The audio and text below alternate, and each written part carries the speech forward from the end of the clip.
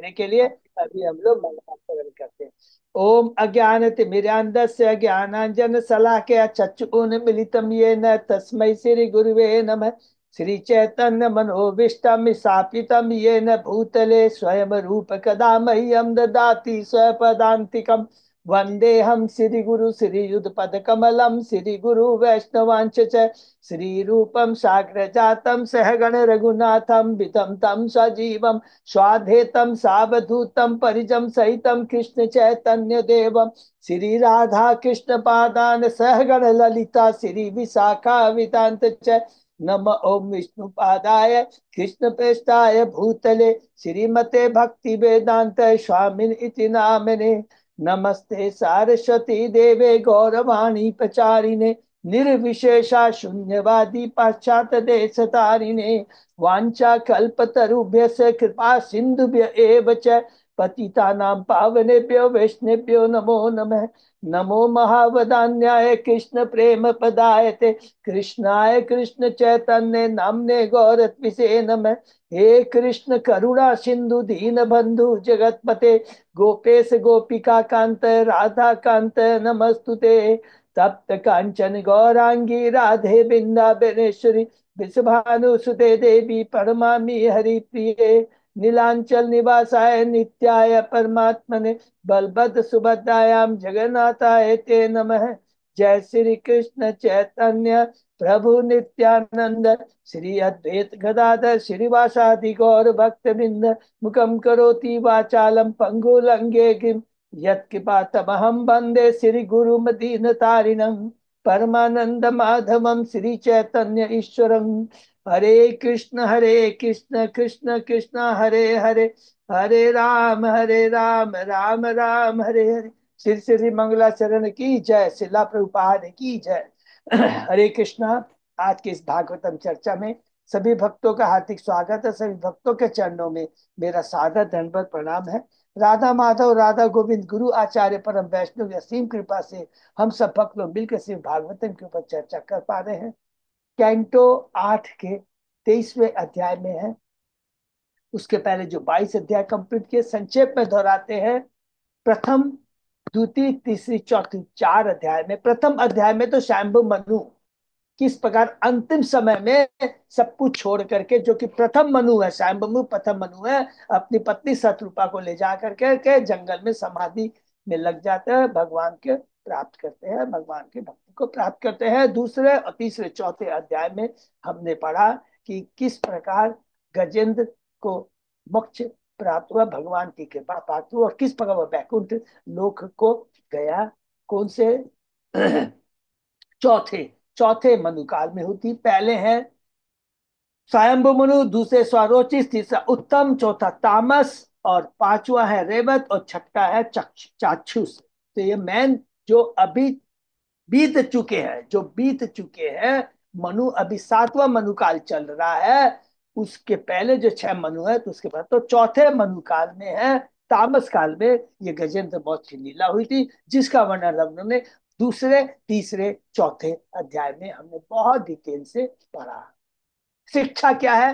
भौतिक जगत की कोई भी शक्ति हमें इस माया के जाल से, घड़ियाल रूपी माया के जाल से छुटा नहीं सकता। एकमात्र भगवान की भक्ति है, जो कि गजेंद्र ने की भगवान की। और भक्ति कभी विनष्ट नहीं होती है, क्योंकि गजेंद्र अपने पिछले जन्म में भगवान का भक्त इंद्रधुम्न राजा था। तो भक्ति कभी विनष्ट नहीं होती। एकमात्र भक्ति ही हमें इस भौतिक जगत से छुटकारा दिला सकती है। ये बहुत सुंदर 3 शिक्षा हमें यहाँ पर मिली है कि भौतिक जगत दुखालय है। भौतिक जगत की कोई शक्ति हमें इस भौतिक से छुड़ा दे, मात्र भगवान के नाम ही रामबाण लगा है। 5वें अध्याय में हमने पढ़ा रेवत 5वें मनु है, और 6ठे मनु है चाक्षुष, जिसके काल में समुद्र मंथन लीला हुई। हरि बोल। किस प्रकार देवता अपना सब कुछ दुर्वासा मुनि के चरणों में प्रार्थना करने से सब कुछ खो देते हैं, ऐश्वर्य खो देते हैं। भगवान के पास में ब्रह्मा जी सबको लेके जाते हैं क्षीर सागर में, प्रार्थना करते हैं।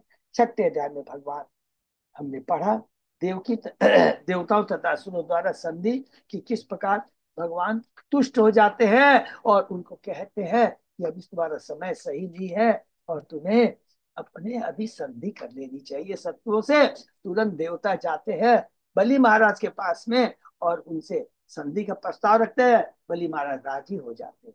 7वें अध्याय में हमने पढ़ा समुद्र मंथन शुरू होता है और सर्वप्रथम विष निकलता है जिसे भगवान शिव धारण करते हैं।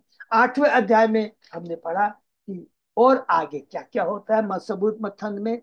इसके बाद में विष के बाद में सुरभि गाय, उच्छे से गुरोड़ा, अलग अलग बहुत चीज निकलते हैं। माता लक्ष्मी प्रकट होती है जो कि भगवान विष्णु को अपना वर चुनती है। और लास्ट में धन्वंतरी भगवान धन्वंतरी अमृत का कलश लेके आते हैं 90वें अध्याय में।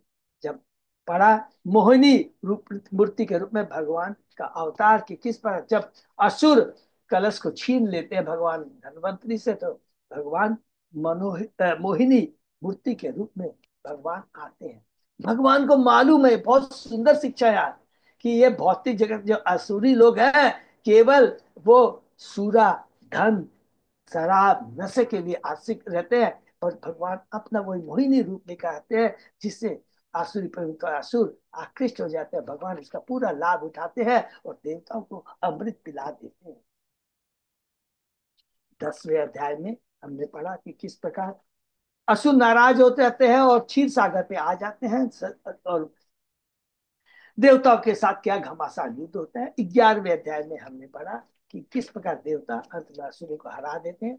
बलि महाराज को किस प्रकार अंत में उनके गुरु शुक्राचार्य अपनी संजीवनी मंत्र से उन्हें पुनः जीवित कर देते हैं। 12वें अध्याय के अंदर में हमने मोहिनी मूर्ति अवतार पर किस प्रकार शिव जी आकृष्ट हो जाते हैं। लेकिन कितनी सुंदर यहाँ पर शिव जी का भाव, भगवान का भाव क्या है, हम दास हैं भगवान के बस में रह करके।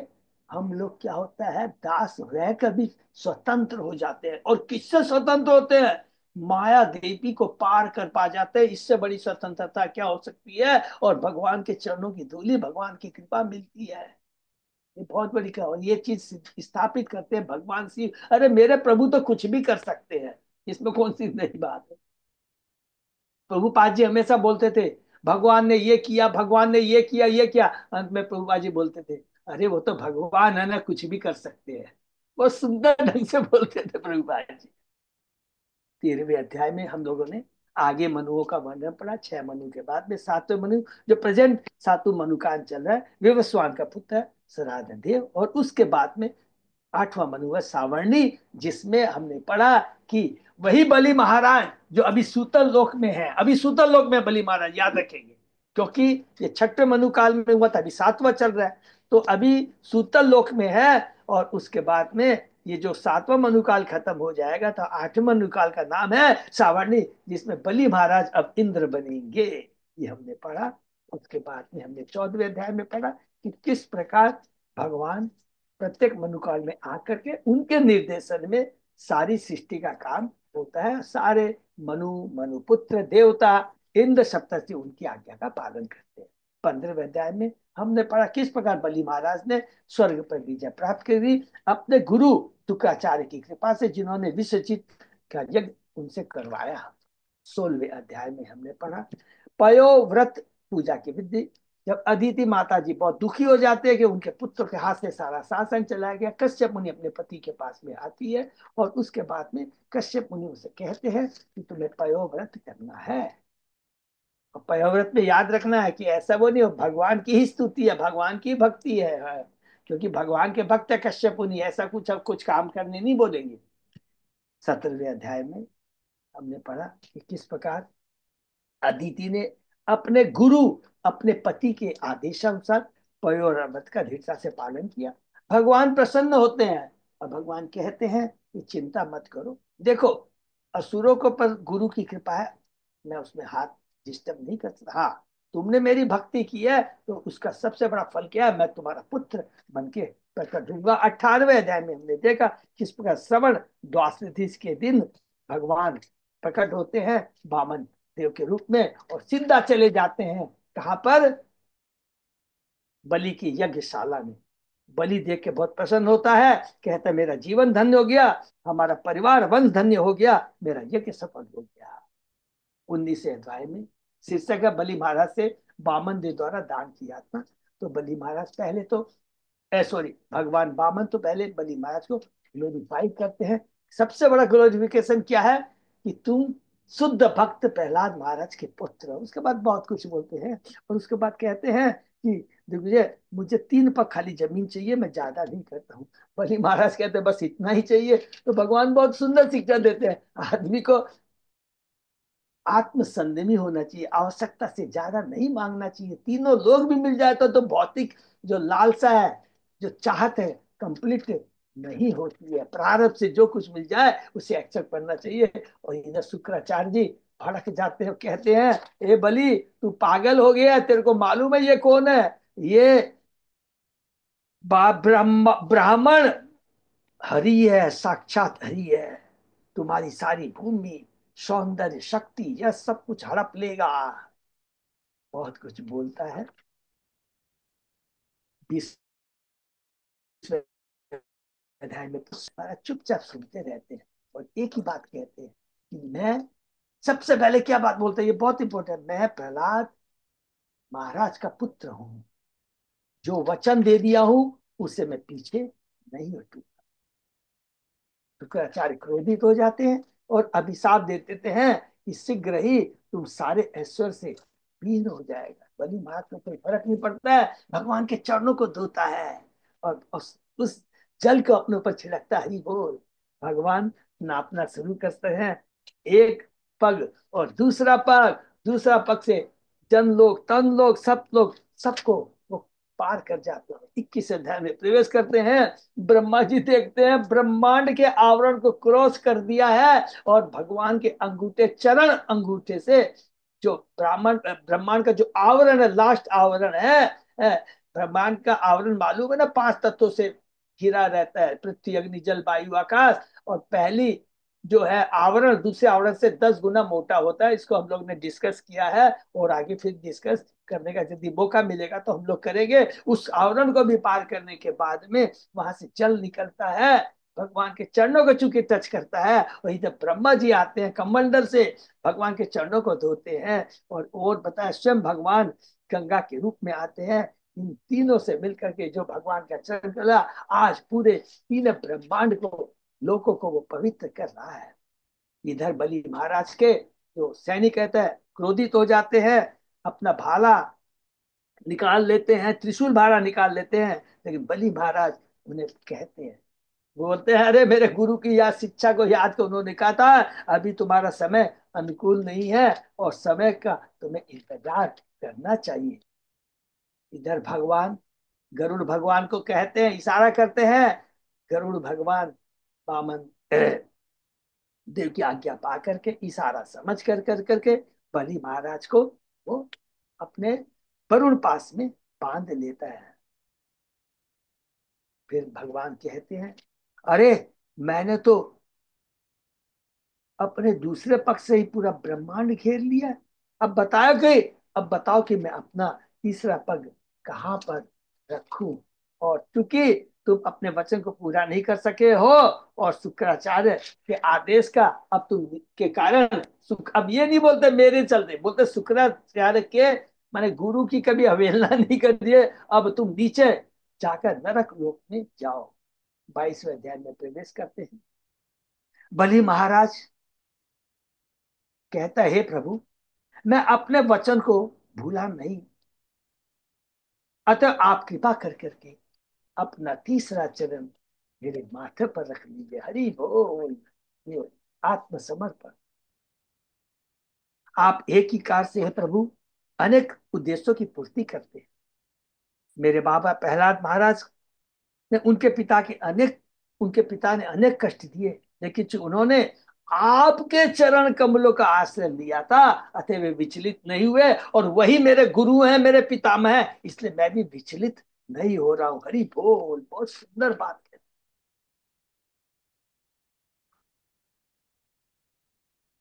जब भगवान इस प्रकार बलि भगवान इस प्रकार से कह रहे थे, उसी समय प्रहलाद महाराज वहां पर पहुंच जाते हैं। ये बहुत इंपॉर्टेंट है, इसको हम लोग याद करेंगे। प्रहलाद महाराज कहते हैं, क्या बात कहते हैं, एक एक चीज को याद करेंगे। प्रहलाद महाराज क्या कहते हैं, विंध्या बलि क्या कहते हैं, पहले परमात्मा कहते हैं, प्रभु आप ही ने तो ये धन दिया था उसको, और देखो ना इसको धन मिलने से ये अंधकार में आ गया था, अज्ञानता के अंधकार में डूब गया था, आपने इस पर कृपा करके इसको धन को छीन लिया है। हरि बोल। अरे प्रभु आपका लेना देना दोनों ही तो दिव्य होता है। माता पिता किसी को पुरस्कार देती है, दंड देते, याद रखें बहुत इंपॉर्टेंट चीज है, वो दोनों ही दिव्य होता है, हमारी कृपा के लिए होता है।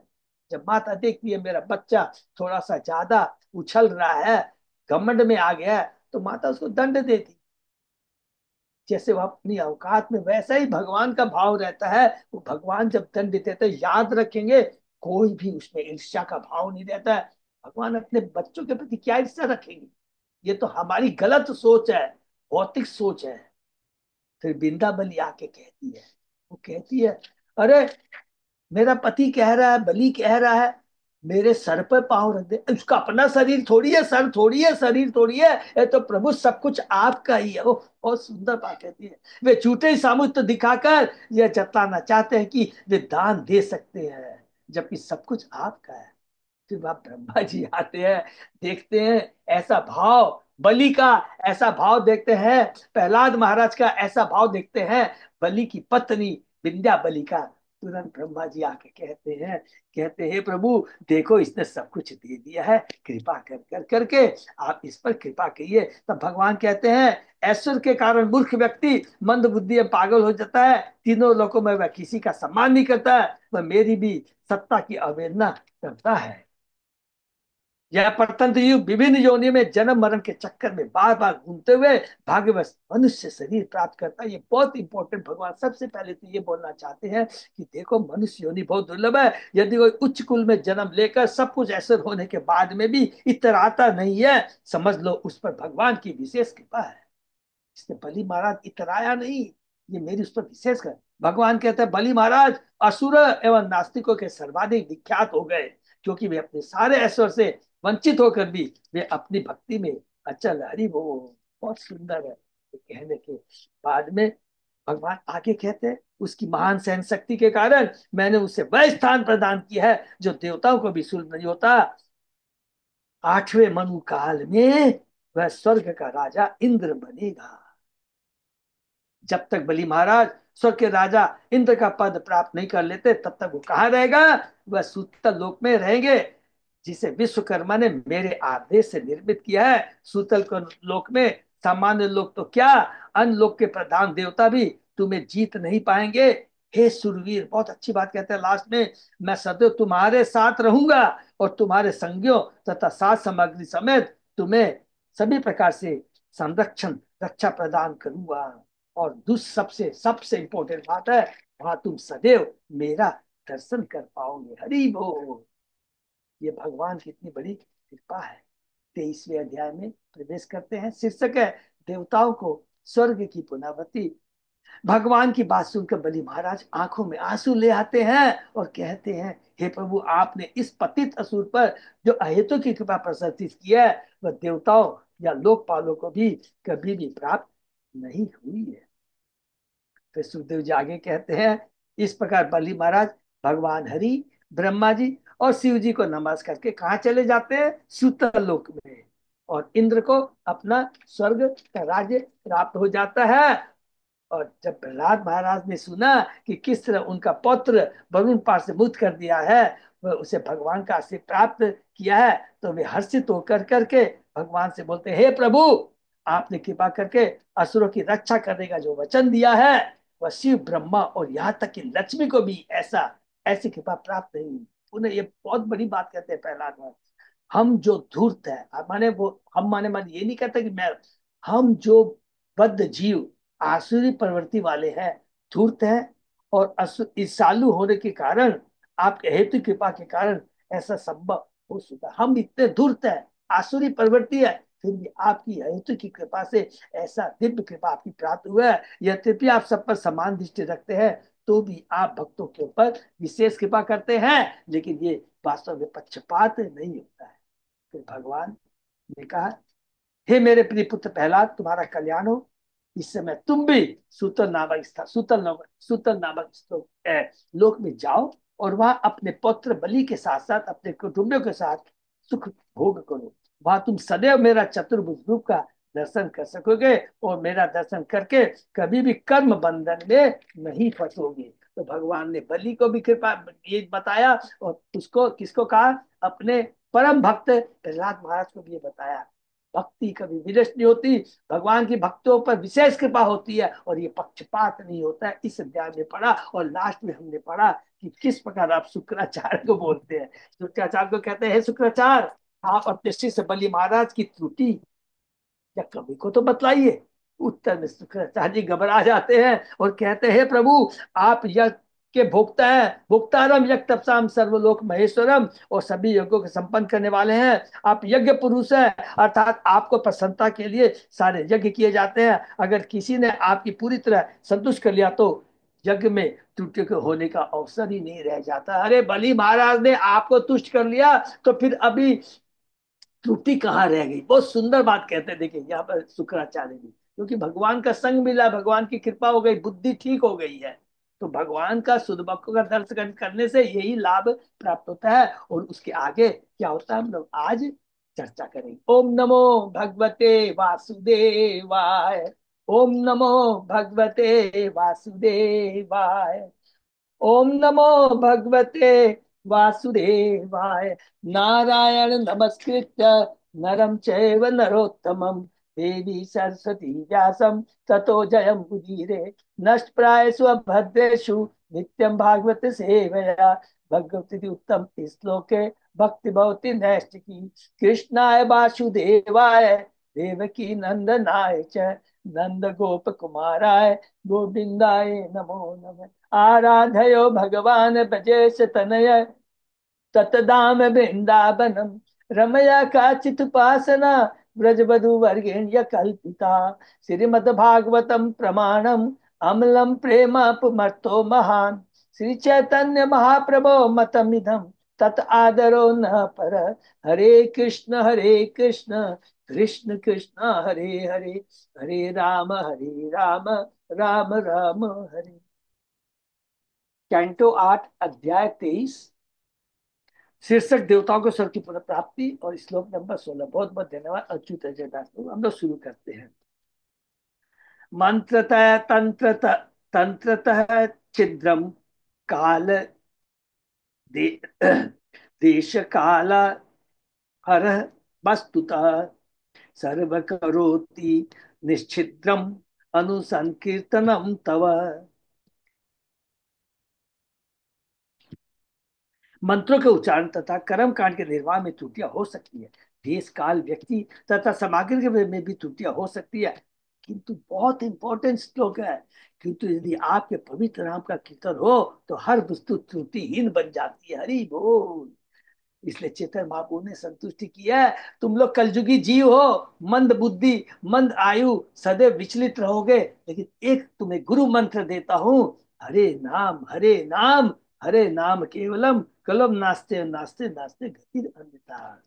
इस कला तथा दिखावे के युग में उद्धार का केवल एक ही साधन बचा है, और वह भगवान के पवित्र नाम का कीर्तन। इसके अन्य कोई रास्ता नहीं है, अन्य कोई रास्ता नहीं है। अन्य व्रत नारदीय पुराण में से ये आया है, हरि नाम है। और सेम चीज चैतन्य महाप्रभु ने भी चैतन्य चेता में हम पढ़ेंगे, इसी चीज को बताया। इस कलयुग में वैदिक कर्म कांडो या यज्ञों को पूरी तरह से संपन्न कर सकना अत्यंत दुष्कर है। अत्यंत दुष्कर माने ऑलमोस्ट, ऑलमोस्ट ऐसा नहीं कि इम्पॉसिबल, ऑलमोस्ट इम्पॉसिबल है।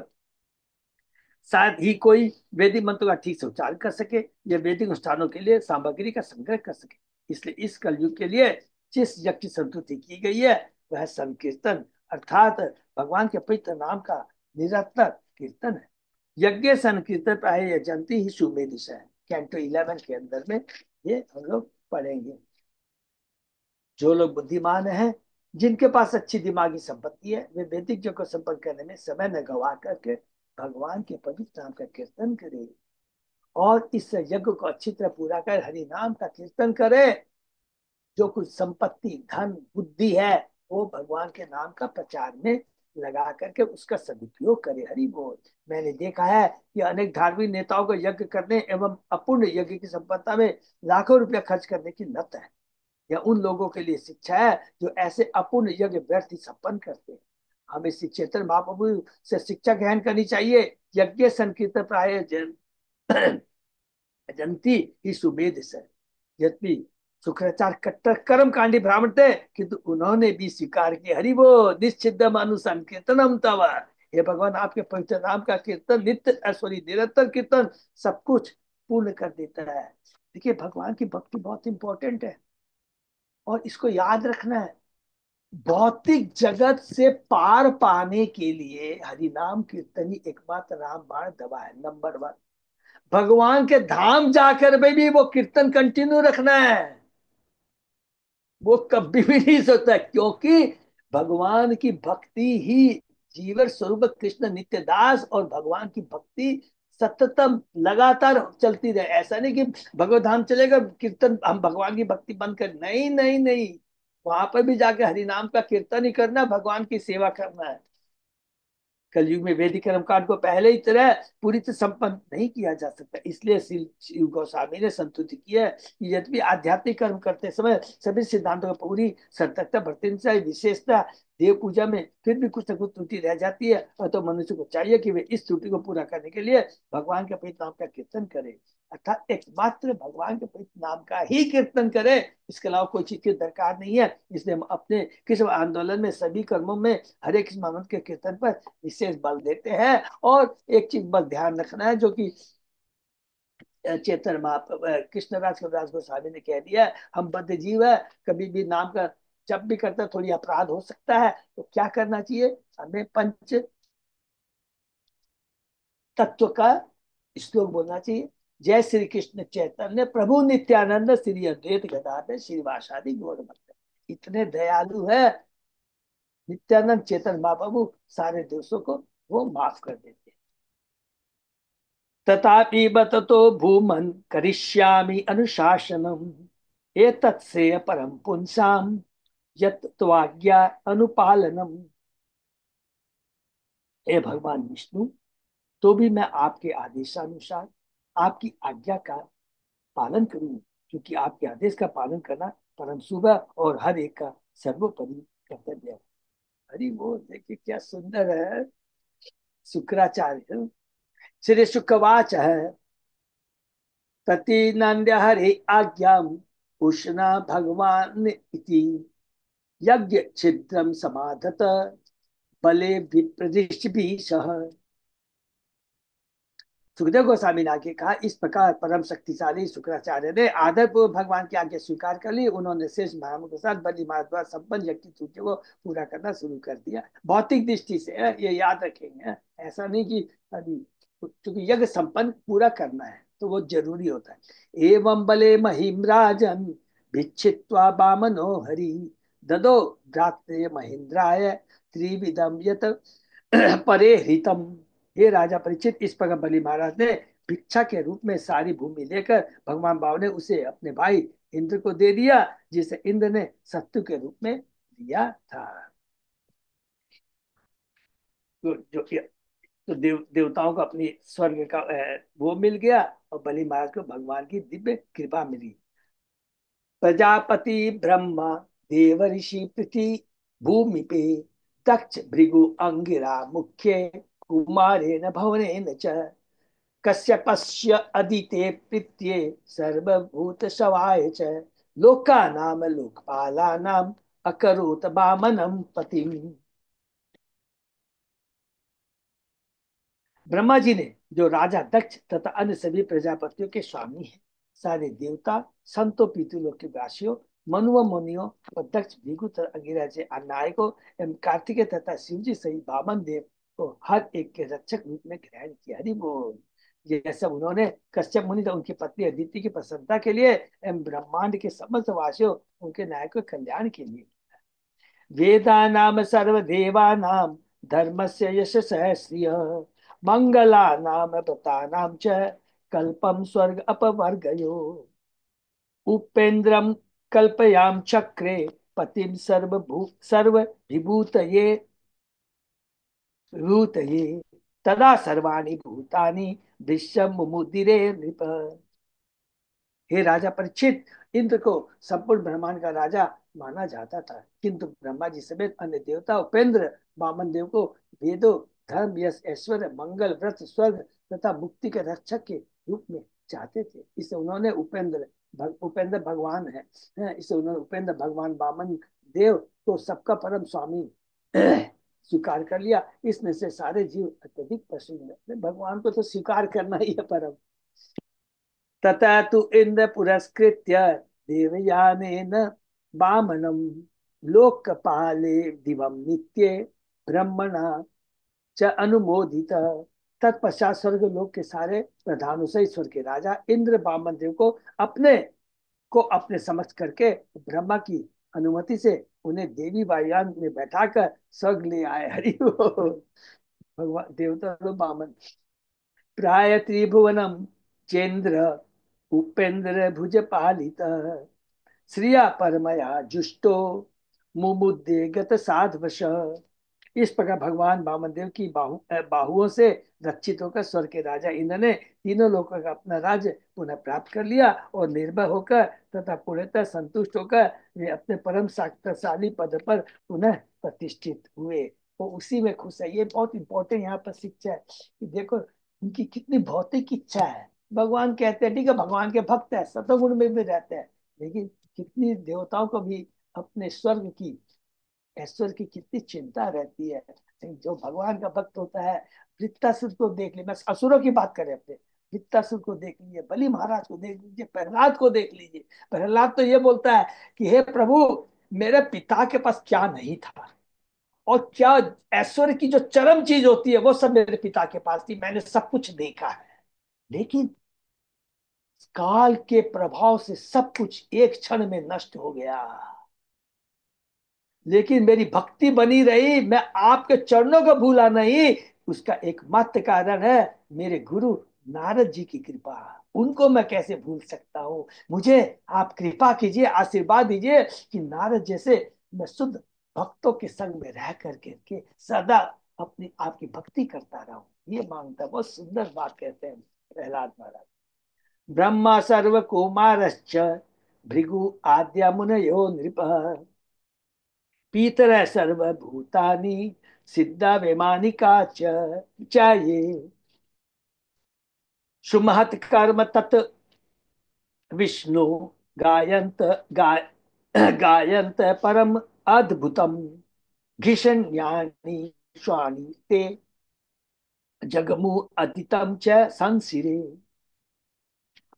ब्रह्मा, शिव, कार्तिकेय, महर्षि, भृगु, अन्य संत, पितृलोक के वासी तथा सिद्धलोक के निवासी एवं वायुयान द्वारा भाई आकाश की यात्रा करने वाले जीवों के समेत वहां पर उपस्थित सारे मनुष्य ने भगवान वामन के असामान्य कार्यों की महिमा का गायन किया। हे राजा, मैंने सुखदेव गोस्वामी परीक्षित को कह रहे, हे राजा, भगवान का कीर्तन में उनकी महिमा का गायन करते हुए वे सभी अपने अपने स्वर्ग लोक को लौट गए। उन्होंने अदिति के पद की भी प्रशंसा की।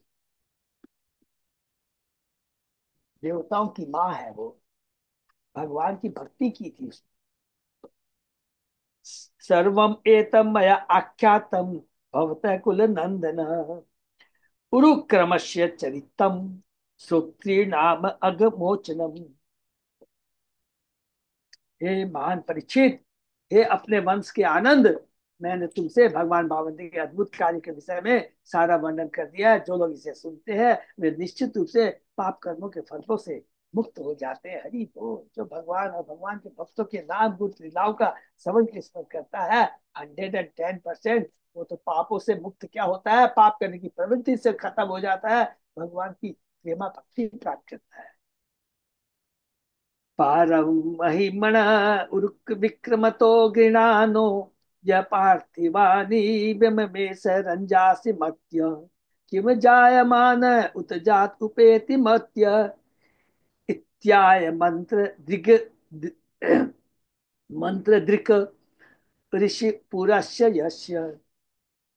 मरणशील व्यक्ति भगवान त्रिविक्रम या विष्णु की महिमा का था नहीं पा सकता, जिस प्रकार की वह संपूर्ण पृथ्वी लोक के कणों की संख्या नहीं जान सकता कोई भी व्यक्ति जिसने जन्म धारण किया है या जो जन्म लेने वाला है इसे नहीं कर सकता। इसका गायन महर्षि वशिष्ठ ने किया है। हरि बोल।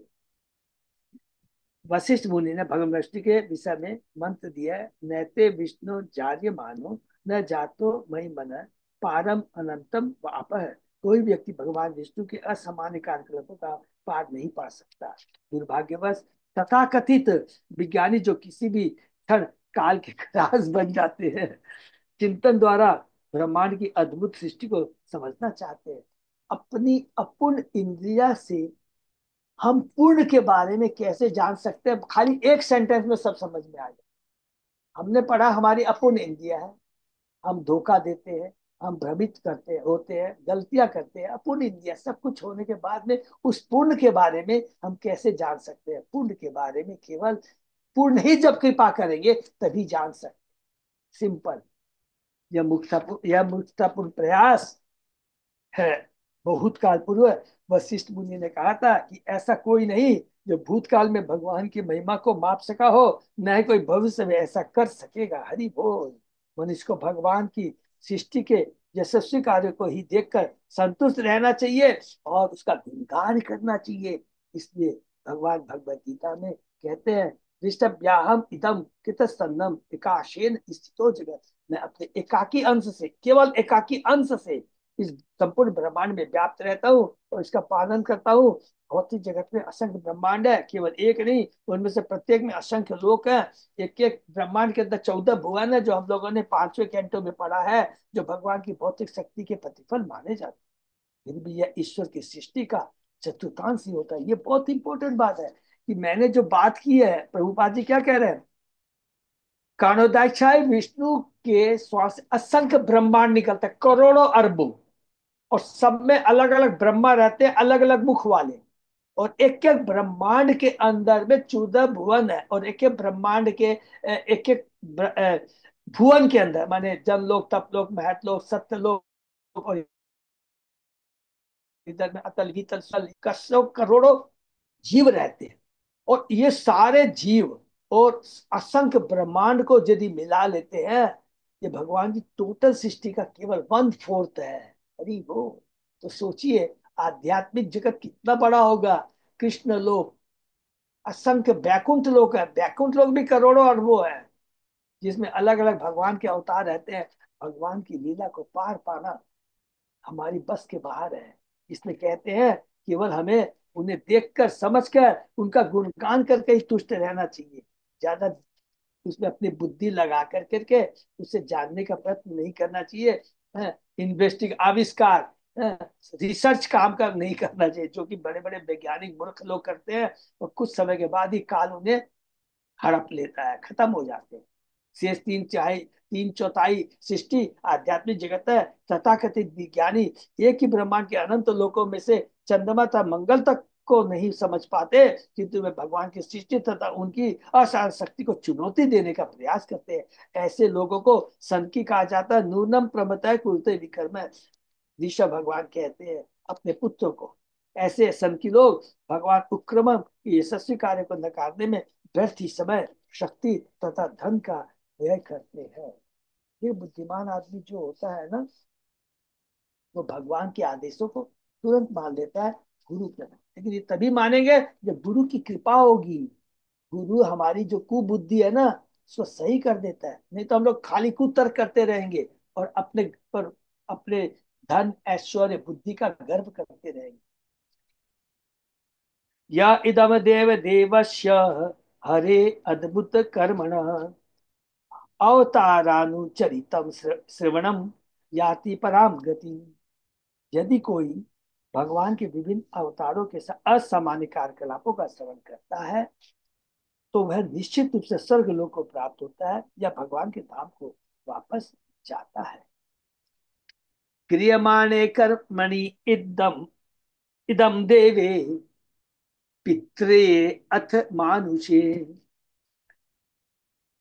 यत्र यत्रानुकीर्तयेत तत् तेषां सुकृतम विदु।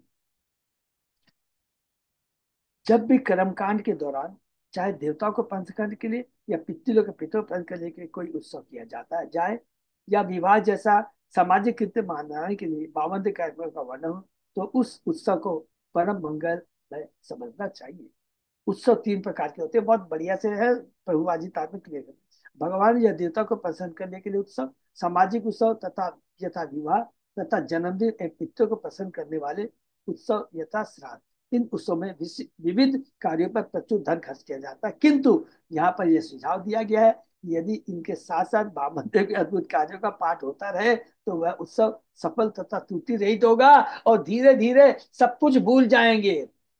केवल जैसे जैसे भगवान की, इसीलिए अभी जैसे हम लोग नए लोग भक्ति में आते हैं तो फटक करके उसको ये नहीं बोलना चाहिए देवताओं की पूजा छोड़ दो, ये यज्ञ छोड़ दो, ये छोड़ दो, कुछ नहीं बोलना। अच्छा तुम जो कर रहे हो करते रहो, लेकिन हरिनाम का जब भी शुरू कर दो तो भक्ति में ऐसी शक्ति, हरिनाम में ऐसी शक्ति है कि स्वतः सारे और कर्म कांड अपने आप छूट जाएंगे। इस पर श्री भागवत के अष्टम स्कंद के अंतर्गत देवताओं को स्वर्ग की पुनः प्राप्ति शीर्षक 23वें अध्याय का भक्ति वेदांत तात्पर्य पूर्ण हुआ। बामन भगवान की जय, बलि भगवान, बलि महाराज की जय। हरे कृष्ण। तो प्रभु इसमें हम लोग प्रवेश करते हैं फिर हैं, अच्युत अजय दास प्रभु हाँ भगवान प्रभु जी, का हाँ कर सकते हैं। करते हैं, चलते हैं। भगवान का मत्स्य अवतार। इस अध्याय में भगवान के मत्स्य अवतार के वर्णन के साथ ही कि जिस तरह महाराज सत्यव्रत एक बाढ़ से बचे उसका भी उल्लेख हुआ है। तो ये बलि महाराज वामन देव की कृपा जो चाक्षुष काल में समुद्र मंथन से शुरू हुई थी, और हम लोगों ने पूरा कनेक्टेड है कि किस, जस्ट रिकॉल करते हैं 1 मिनट के अंदर में कि भगवान ने कहा समय तुम्हारा विपरीत है, असुरे से तुम संधि कर लो। बलि महाराज के पास जाते हैं। अरे देखिए कितनी बड़ी चीज है, देवताओं ने किसका संग किया है। भगवान चाहते थे अरे मूर्खो तुम बलि महाराज का संग करो, बलि महाराज मेरा भक्त है। पूरा तत्व में हम जाएंगे तो देखेंगे कितनी सुंदर भगवान की कृपा है। बलि महाराज से शिक्षा लेनी, और किस प्रकार भगवान का ग्लोरिफिकेशन किया, भौतिक नहीं आध्यात्मिक। शिक्षा क्या है, जो भगवान का भक्त होता है वो कभी भी कोई भी ऐश्वर्य के प्रति इंक्लूडिंग प्रेस्टिज, खाली ऐश्वर्य की बात नहीं है, गर्व भी नहीं रहता है। इंद्र को क्या बोलता है बलि, तुम जीत गए। 10वें 11वें अध्याय में क्या दिखा, इंद्र खुश हो गया। अरे खुश क्या हो गया, तुमको भगवान ने तुम्हें अमृत पिलाया, तुम अपने को खुश कहते हो, भगवान की कृपा समझनी चाहिए। तो बलि महाराज कहता है देखो ये लाभ हानि जय पराजय क्षणिक है, इसमें तुम्हें गर्वित नहीं होना चाहिए। और जो व्यक्ति इस पर गर्वित होता है वो अधिक ज्यादा बुद्धिमान नहीं है, ये वर्ड का बुद्धिमान नहीं है। इसलिए सुख दुख लाभ हानि में कभी न गर्वित होना चाहिए न दुखी होना चाहिए, केवल भगवान की भक्ति नंबर 1। भौतिक जगत के बारे में बता दिया। दूसरा क्या बताया, शुद्ध भक्तों का संग। भगवान उसका ग्लोरिफिकेशन क्यों करता है बलि महाराज का, अरे तुम किसके पुत्र हो, पुत्र हो प्रहलाद महाराज का। हरि बोल। तो भक्तों का संग बहुत जरूरी है, भगवान की भक्ति। और तीसरा एकमात्र भगवान की भक्ति ही है जिसके माध्यम से हम अपने लक्ष्य को प्राप्त कर सकते हैं। ये बलि वामन लीला का सारांश है, संक्षेप में हम लोग ने चर्चा। भगवान का मत्स्य अवतार। इस अध्याय में भगवान के मत्स्य अवतार के वर्णन के साथ ही जिस तरह महाराज सत्यवती एक बाढ़ से बचे उसका भी उल्लेख हुआ है। मत्स्य अवतार सबको तो मालूम समझ में आ ही गया होगा, हम लोग रथ यात्रा में देखते हैं किस प्रकार मत्स्य कर करके वेदों को बचाते हैं। बहुत बहुत सुंदर लीला है। भगवान स्वांश तथा विध्यांश द्वारा विस्तार करते हैं, जैसा कि भगवत में कहा गया है परित्राणाम साधुना विनाश चाहे तो चुपचाप। इस श्लोक में भगवान साधुओं या भक्तों की रक्षा करने और दुष्टों या अभक्तों का विनाश करने के प्रकट होते हैं। वे विशेषतः गायों ब्राह्मणों देवताओं भक्तों तथा वैदिक धर्म की रक्षा के लिए अवतरित होते हैं। इस प्रकार वे विभिन्न रूपों में प्रकट होते हैं, कभी मछली के रूप में, कभी सुकर के रूप में, तो कभी नरसिंह या बामन देव के रूप में। किंतु किसी भी रूप या अवतार में वे प्रकृति के गुणों वाले अवतार में आकर भी कभी इससे प्रभावित नहीं होते। हरि बोल। यह उनकी परम नियामक शक्ति का द्योतक है। यद्यपि वे भौतिक वातावरण में आते हैं किंतु माया उन्हें छू तक नहीं पाती बल्कि उसके पीछे रहती है। अतः उन पर कोई भी भौतिक गुण किसी भी मात्रा में थोपा नहीं जा सकता। एक बार पिछले कल के अंत में हरिगुरु नामक एक असुर ने प्रलय के समय वैदिक ज्ञान को ब्रह्मा जी से छीनना चाहा, तो भगवान ने स्वयंभु मनु के काल के आरंभ में मत्स्य अवतार धारण करके वेदों की रक्षा की। ये कब हुआ? स्वयंभु मनु के काल के आरंभ में, माने जब स्वयंभु मनु का काल शुरू होता है। चाक्षुष मनु के काल में सत्यवत नामक एक राजा हुआ। कौन से चाक्षुष मनु? माने छठे मनु काल में, थोड़ा याद रखें। सत नामक एक राजा हुआ जो अत्यंत धर्मात्मा शासक था। उसकी रक्षा हेतु भगवान ने दूसरी बार मत्स्य अवतार धारण किया। मतलब दो बार भगवान ने मत्स्य अवतार किया था, एक तो मनु, प्रथम मनु, और फिर छठे मनु काल में। बाद में वही राजा सतवत सूर्यदेव का पुत्र बना और श्राद्ध देव कहलाया। भगवान ने उन्हें मनु के रूप में स्थापित किया, जो कि करंट है, ठीक है ना, सातवां मनु काल है। विवस्वान का पुत्र श्राद्ध देव।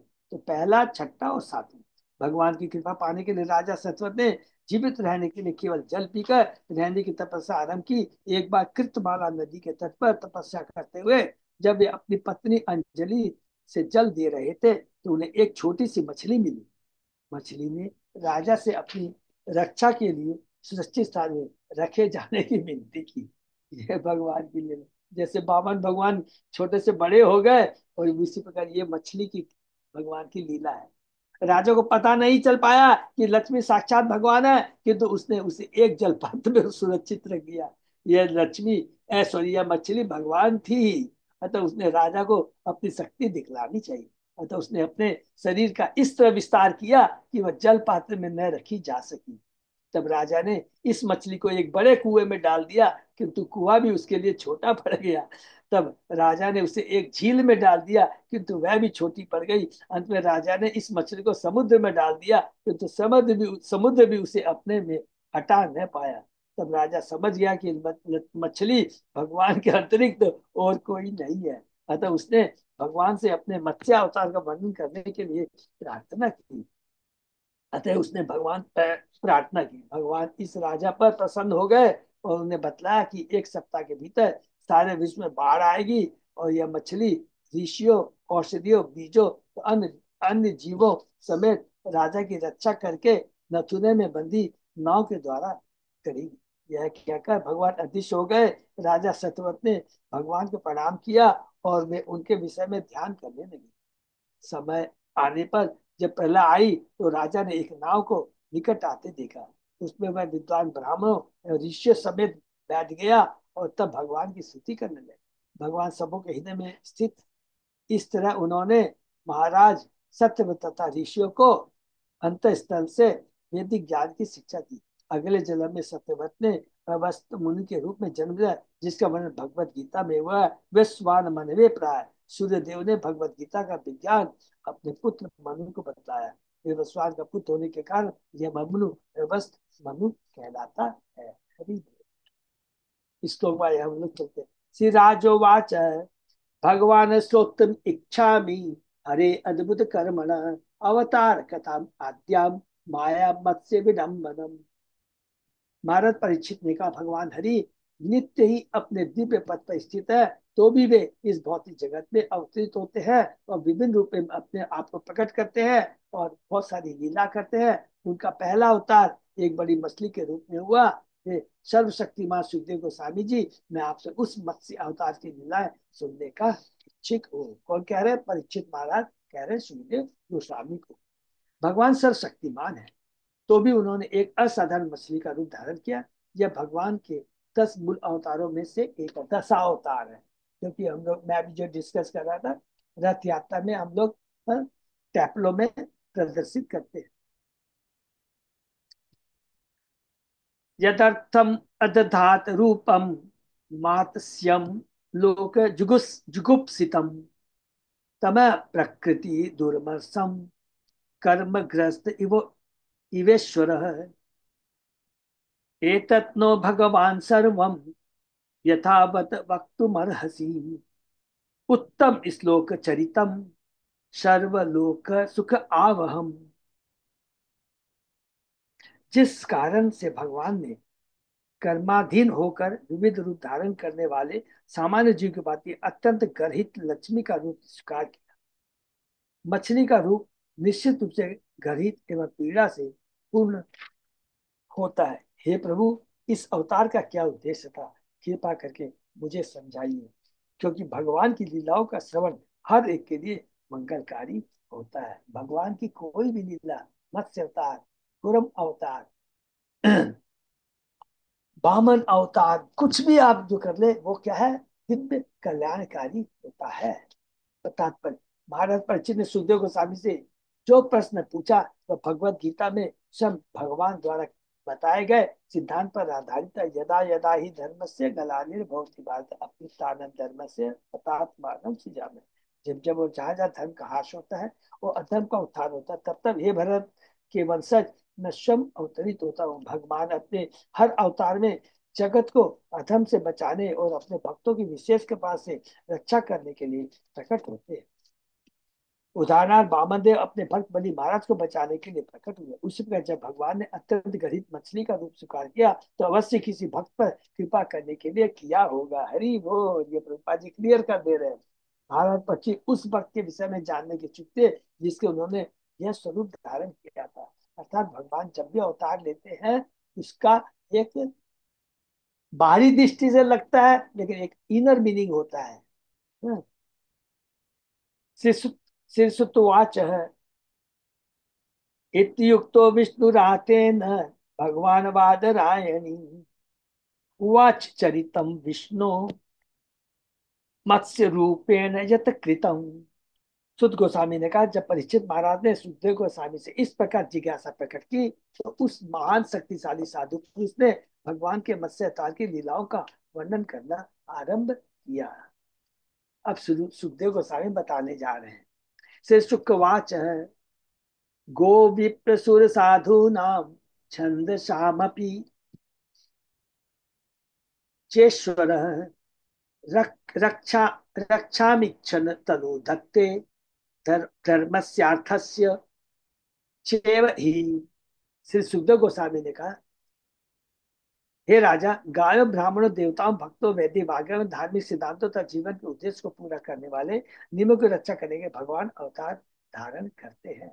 गायों की, ब्राह्मणों की, देवताओं की, भक्तों की, वैदिक मांग, धर्म की स्थापना, सबके लिए भगवान अवतरित होते हैं। भगवान सामान्यतः गायों तथा ब्राह्मणों की रक्षा के लिए विभिन्न प्रकार के अवतार धारण करते हैं। भगवान को वो ब्राह्मण हिताय कहा गया है, अर्थात वे गायों तथा ब्राह्मणों का उपकार करने के लिए सदैव उत्सुक रहते हैं। जब भगवान कृष्ण अवतरित हुए तो वे जानबूझकर ग्वालवाल बने और उन्होंने स्वयं यह दिखलाया कि किस तरह गायों तथा बच्चों की रक्षा करनी चाहिए। हरि बोल। इसी प्रकार उन्होंने सुदामा विप्र को, जो असली ब्राह्मण थे, सम्मान प्रदान किया। भगवान के निजी कार्यों से समाज को चाहिए कि गायों तथा ब्राह्मणों की रक्षा करनी चाहिए। बहुत सुंदर यहाँ पर पादरी देखे तात्पर्य कह रहे हैं सुदामा का, और स्वयं गोप बन के, गोपाल बन करके। तभी धर्म जीवन के उद्देश्य की पूर्ति तथा वैदिक ज्ञान की रक्षा की जा सकती है। गायों की शिक्षा के बिना न तो ब्राह्मण संस्कृति को स्थिर रखा जा सकता है और न ही ब्राह्मण संस्कृति के बिना जीवन का उद्देश्य अर्थ पूरा किया जा सकता है। सब एक दूसरे के पूरक है। तो भगवान को वो ब्राह्मण हिताय कहा गया है क्योंकि उनका अवतार केवल गायों तथा ब्राह्मणों की रक्षा के लिए होता है। दुर्भाग्यवश दुर दुर्भाग्यवश कोई कलयुग में गायों की तथा ब्राह्मण स्थिति की रक्षा नहीं हो पाती। यह बड़ी ही गंभीर स्थिति है। यदि मानव समाज ऊपर उठना चाहता है तो समाज के नायकों को, नेताओं को भगवत गीता के आदेशों का पालन करना चाहिए और गायों तथा ब्राह्मण और ब्राह्मण संस्कृति को रक्षा प्रदान करनी चाहिए। बहुत इंपॉर्टेंट ये हमने पढ़ा है, बहुत इंपॉर्टेंट चीज है। उच्चावचेषु भूतेषु चरण वायुरीवेश्वर नो उच्च अवचत्वम भजते निर्गुण निर्गुणत्वात् धियो गुणे। यद्यपि भगवान कभी मनुष्य रूप में और कभी निम्न पशु के रूप में प्रकट होते हैं किंतु वे विभिन्न प्रकार के वायुमंडल में से गुजरने वाली वायु की तरह सदैव परे रहते हैं। हरि बोल। प्रकृति के गुणों से परे रहने के कारण वे उच्च तथा निम्न स्वरूपों से प्रभावित नहीं होते। बहुत सुंदर बात है। जैसे वायु होती है ना, वायु जब बहती है तो कभी दुर्गंध, कभी सुगंध, कभी पहाड़ पे, कभी सब जगह जाती रहती है, लेकिन वो अप्रभावित रहती है। तो भगवान सब कुछ करते हैं, सब कुछ भौतिक सृष्टि करते हैं, अलग अलग अवतार लेते हैं। मछली का अवतार सोचिए, है, वामन का अवतार, बराह का अवतार, माने सुअर का अवतार, सब कुछ लेते हैं। लेकिन भगवान भगवान वायु की तरह अकलुषित, उससे कभी भी उससे प्रभावित नहीं होते हैं। भगवान प्रकृति के स्वामी है। माया अध्यक्ष प्रकृति होते सचराचर, इसलिए प्रकृति के परम यहाँ होने के भगवान उसके प्रभाव में कभी नहीं आते थे। यहाँ पर वायु का उदाहरण दिया गया। यद्यपि वायु अनेक स्थानों से होकर बहती है, किंतु वह इन स्थानों के गुणों से प्रभावित नहीं होती। यद्यपि वायु में कभी कभी गंदे स्थान की गंध रहती है, किंतु वायु को उस स्थान से कुछ लेना देना नहीं रहता। इसी प्रकार भगवान सर्व शुभ तथा सर्व कल्याणकारी होने के कारण कभी भी किसी साधारण जीव की भांति भौतिक गुणों से प्रभावित नहीं होते। पुरुष प्रकृतिष्ठो ही भूमिस्ते प्रकृति जान गुणान। जब जीव प्रकृति में रहता है तो वह उसके गुणों से प्रभावित होता है, लेकिन भगवान कभी भी प्रभावित नहीं होते। जो इसे नहीं जानता वह भगवान का निरादर करता हुआ उन्हें सामान्य जीव मानता और जानती माम गुणा परम भाव अवजान। ऐसे निष्कर्ष पर मूर्ख पहुंचते हैं, क्योंकि वे भगवान के दिव्य गुणों से अनभिज्ञ रहते हैं। हरि बोल। तो ये हम लोग विराम देते हैं। मत्स्य अवतार के बारे में पढ़ेंगे। स्टार्टिंग में ये चीज बता दिया गया है कि भगवान और जीव में क्या अंतर है। जीव भगवान का अंश है, क्योंकि वो भगवान से विलग हो जाता है तो क्या है, वो तीन गुणों में बंध जाता है।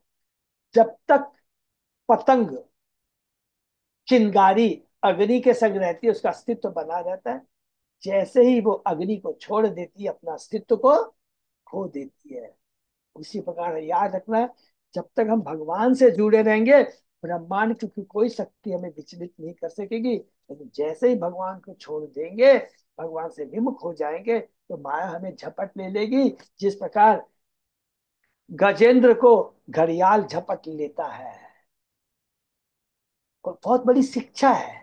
शिक्षा क्या है, हर आदमी अपने एरिया में शेर होता है। हम तो भगवान के अंश हैं। हमारा तो ऑनरशिप फ्लैट क्या आध्यात्मिक जगत है। आध्यात्मिक जगत के होकर के आके अगर भौतिक जगत में अपना प्रभुत्व जमाएंगे तो हार जाएंगे ना। गजेंद्र तो क्या है, लिखा है ना, पढ़ा था। गजेंद्र तो क्या है, थल का प्राणी है। थल का माने समझ लीजिए आध्यात्मिक जगत का प्राणी है। लेकिन जल में आकर करके भौतिक जगत में माया के संग आकर के वो पंगा लेगा तो हारेगा ही हारेगा।